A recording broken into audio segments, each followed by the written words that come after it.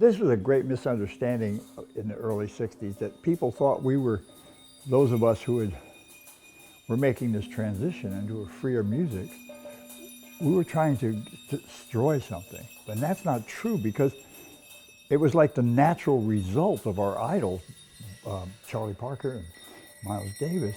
They got to some place. And when I was growing up, so many of those people, because I was in San Francisco, would always talk about finding your voice.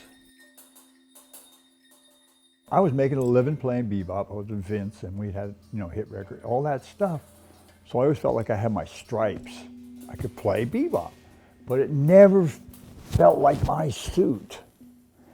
And then when I started to play with people who were saying, let's not play the form, let's play, and started to think about time, then I felt like, oh, I'm home, I'm home. And you find, when you do find a voice, sometimes the bigger circle that you can play with gets smaller. And then it gets smaller. And Ornette and other people, there was a movement of people who were starting to do that. And then, yeah, it was like the right people that you could play that way with.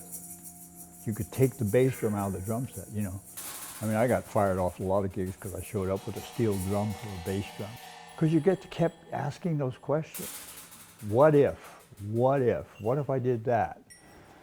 What if I had cymbals that weren't the best to ride on, but they gave me, beautiful overtones? And you start seeing sound as much broader than a form you put it in. You start hearing time cycles differently.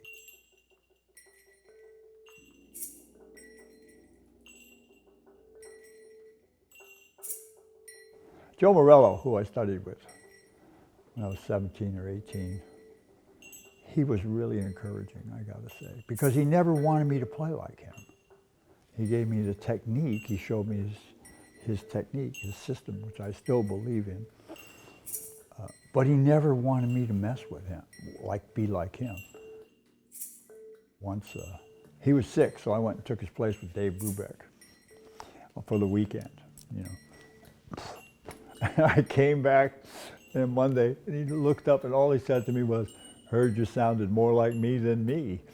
And I was like, okay, let's not go down that road. So that kind of push was, again, that push to, this is what you can do, or do you really want to take a risk and go this way? And then you found the right people.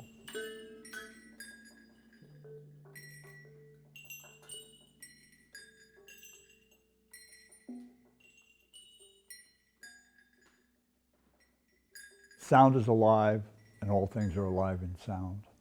And I think that if you think of yourself as just a musician, that's a very narrow way to think of yourself. What you are is a sound artist, really. And so instead of things being a problem, the fact that, those are ringing while I'm talking. Now if I can hear, I got some material there. And that'll last a long time.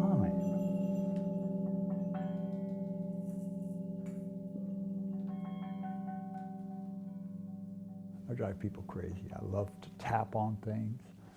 And why exclude it as a sound just because it's a table? Why exclude this part of the drum? Why exclude this part of the cymbal? Because nobody needs it on a record. but if you do that, you can do this. It's like rain, You listen to rain on a drain,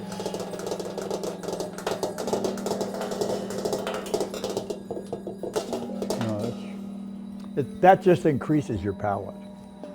And believe it or not, as I tell my students, that sounds esoteric, but it's worth a lot of money.